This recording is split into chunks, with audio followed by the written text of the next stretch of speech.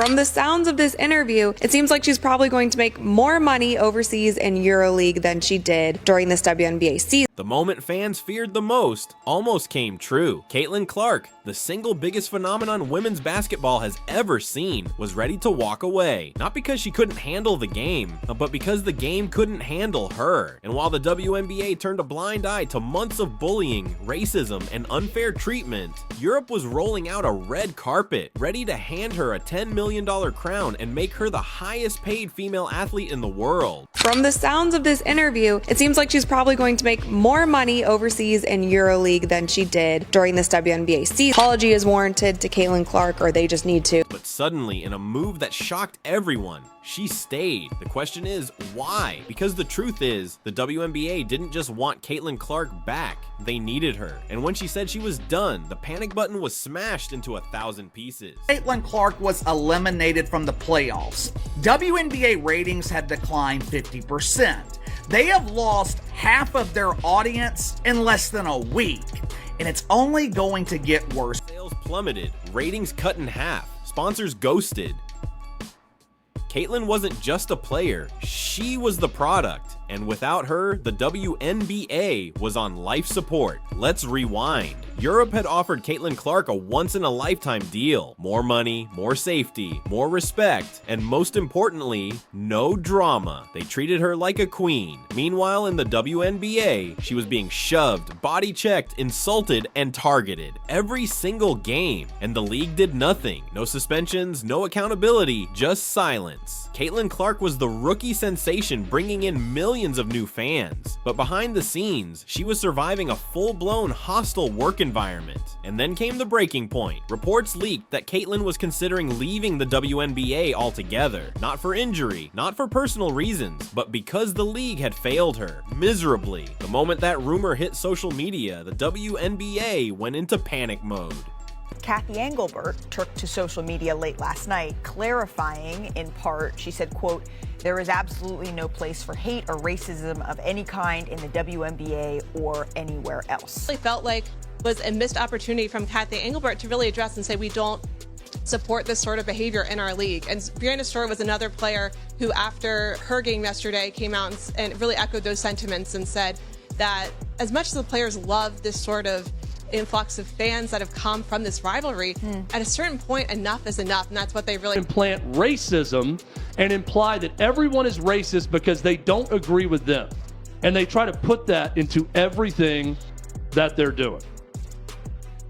By then respond. That's when WNBA Commissioner Kathy Engelbert did something no one saw coming. She apologized. Publicly, personally, desperately. She said there was no place for racism or hate in the league. She admitted the WNBA had failed Caitlin Clark, and she promised to make it right. Let me ask you something. Have you ever seen a league commissioner get on their knees like that? Number, because this wasn't just about Caitlin. This was about saving the entire league. The reality is, Caitlin Clark broke the WNBA, but then she gave them a chance to fix it. She didn't demand the $10 million from Europe. She didn't rant on social media. She let her silence speak louder than any statement. And when the league came crawling, she agreed to return on her own terms. Now make no mistake, this was not just a player negotiation. This was a power shift. Caitlin Clark didn't just save the WNBA, she owns it now. She has forced the league to look itself in the mirror and confront the ugly truth that they allowed a toxic culture to grow, that they watched as their biggest star got harassed on the court, that they prioritized controversy over integrity, ratings over respect, and it backfired. Let's talk numbers. When Caitlin played, the WNBA averaged 1.8 million viewers. When she left, it dropped to 64,000. Let that sink in. 64,000. That's not a league, that's a funeral. The playoff opener with Caitlin, 2.5 million viewers. The semifinals without her, cut in half and falling. Jersey sales, Caitlin's gear outsold every other WNBA player combined. Merch sales up 500%. Ticket demand through the roof. But when she threatened to walk, the arenas emptied. The hype died. The WNBA was exposed. And that's when Europe stepped in. They saw her value. They offered her a $10 million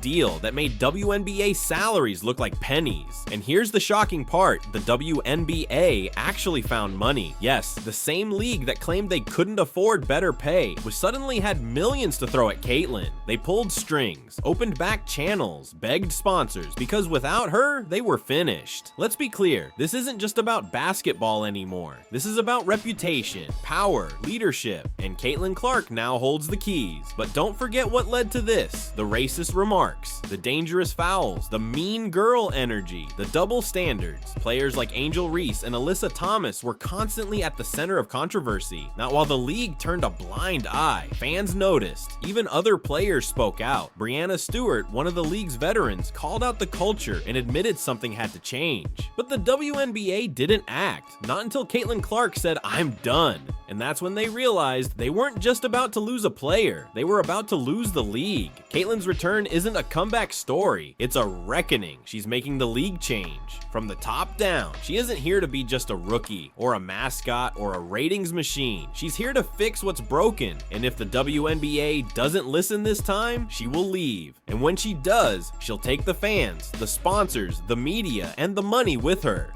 So the next time someone says she's just a rookie, remind them, rookies don't make commissioners apologize. Rookies don't shift entire economies. Rookies don't own the league. But Caitlin Clark does, and now the whole world knows it.